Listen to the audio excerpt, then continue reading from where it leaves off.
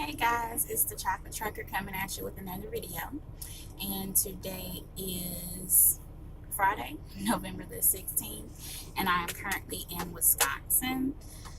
We started off this journey in Washington, and I'll be headed to Massachusetts. We will deliver there tomorrow before noon.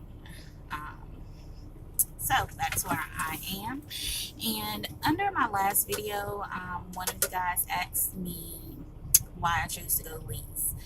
And basically this is what this video is going to be about, why I chose lease versus company. First of all, let me say there's nothing wrong with anyone who wants to go company and not lease. You have to do what's best for you.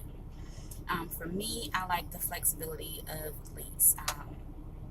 With lease, I can pretty much go home when I want to go home. I can choose to refuse loads, and even though you can refuse loads with company, with lease you have more flexibility of where you want to go, because you're running your own business. So if you don't want to go in the north, then you don't have to go in the north. You have more control over what you do when it comes to lease. And one of the perks to me with leasing is, if for some reason I feel like it's not working out for me, or I can't do it, or what have you, it's a walk away lease. So at any time I can decide to walk away. Another perk is, of course, money. Instead of getting paid cent per mile, I'll be getting paid percentage of each load. So that's a big plus for me. And I do have a plan when it does come to leasing. I plan to stay out for about 6 weeks, go home for 2 to 3 days, and then go back out for 6 weeks. And the reason why I plan on doing it like that is because another thing with leasing, you can set up an emergency fund and a tire fund. So you can dedicate so many cents per mile to go into each account, which theoretically, depending on how hard you run when you're out here, let's say with your emergency fund, let's say your truck payment is $1,200 a week. When you have $1,200 in your e-fund, then if you need to take a week off, then you're covered. Your truck payment will be covered, so you don't go into the negative. Also, let's say I blow out a tire.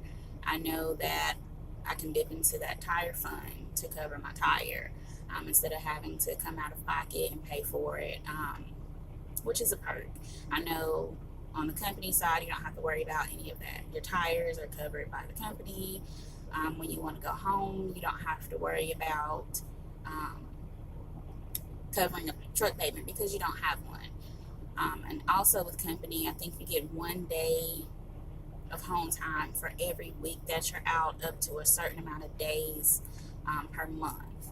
And with me, I have children, so if, let's say, they go on spring, when they go on spring break, if I want to take a week off and take them somewhere, I don't have to worry about being under a time constraint of, oh, I only have 4 days saved up to go home, so I can only be home for those 4 days, and then I have to get back on the road.